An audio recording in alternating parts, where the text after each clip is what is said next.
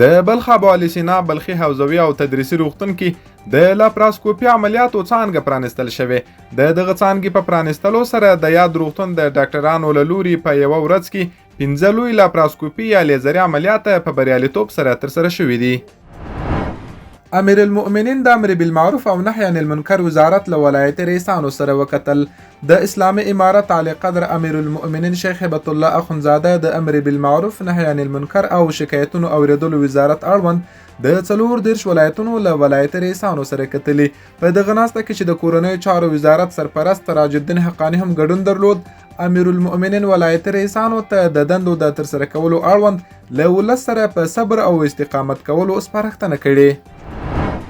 په پکتیا کې د نږدې 900,000 افغانیو په لګښت یوه پروژه ګټه اخیستنې ته وسپارل شوه. د پکتیا د سندیزي فرعي حوزې ریاست مسؤلین وایي چې په دغه ولایت کې د نږدې 900,000 افغانیو په لګښت یوه پروژه ګټه اخیستنې ته سپارل شوې. په دغه پروژه کې د یو کانال پاککاري، د 10 مترو په اوږدوالي د یو بل کانال په اساسي ډول رغول او د سربند تحقیقاتي دیوال رغول شامل دي. د یادو کانالونو په رغونې او پاککارۍ سره له 180 هکتاره زیاته ځمکه هم خړوبولو ته چمتو شوې. د یادونې وړ ده چې د دغه پروژې چارې د یوې میاشتې په موده کې بشپړې شوې دي.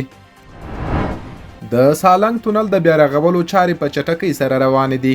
د سالنګ لوی لارې د ساتنې مسؤلین وایي چې د دغه لوی لارې د تونل د بیا رغونې چارې ګړندۍ شوې دي. د یاد تونل د بیا رغونې چارې د ټولګټو چارو وزارت تر پاملرنې لاندې روانې دي چې تر دې دمه یې زیاتې برخې جوړې شوې او پاتې برخې یې هم د جوړېدو په حال کې دي.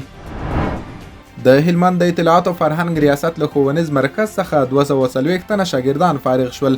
د هلمند د اطلاعات او فرهنګ ریاست له 6 میاشتني ښوونیز پروګرام څخه 240 تنه شاګردانو د کمپیوټر او انګلیسي ژبې په برخه کې د فراغت سندونه ترلاسه کړي. پکتیا کې 100 ښځو ته د خیاطۍ ماشینونه ورکړل شول. د پکتیا په وجه زدران ولسوالۍ کې د ای پی ډي موسسې په مرسته 100 مستحقو ښځو ته د خیاطۍ ماشینونه ویشل شوي. په غور کې د 100 کیلومتره سړک د رغولو چارې پیل شوې. د غور سیمه ییز مسؤلین وایي چې د دغه ولایت په الفاروق ولسوالۍ کې د 100 کیلومتره سړک د رغونې چارې پیل شوې دي.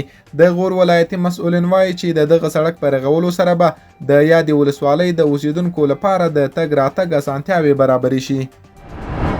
په تخار کې لسګونه ټولګټې پروژې پلي شوي او د لسګونو چارې دوام لري. د تخار په مرکز تعلقانو ښار کې په تیر یو کال کې د څه باندې 25 میلیونه افغانیو په لګښت لسګونه ټولګټې پروژې پلي شوي او د لسګونو پروژو چارې لا هم دوام لري. د تعلقانو ښاروال شیخ انصار الله نظري وایي چې په یادو پروژو کې سړکونه، پلګوټي، پلې لارې او یو شمېر نورې پروژې شامل دي چې د ښاروالۍ له بودیجې پلي شوي او یا هم پلي کیږي. د بشري مرستو ترڅنګ دی په پراختیایي برخو کې هم مرسته وشي.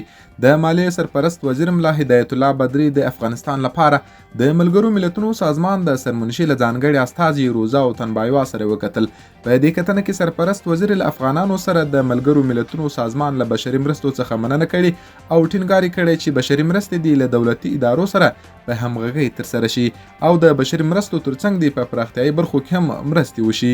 همداراز د افغانستان لپاره د ملګرو ملتونو سازمان د سرمنشي ځانګړي استازي په افغانستان کې د اقتصادي ثبات د ساتنې، ملي بودیجې د جوړېدو او د عادي بودیجې ترڅنګ د پراختیایي چارو د ترسره کولو له امله د مالیې وزارت د رهبرۍ فعالیتونه او لاسته راوړنې ستایلې دي او ډاډ یې ورکړی چې د ملګرو ملتونو سازمان له افغانستان سره مثبت تعامل او بشري مرستو ته دوام ورکوي.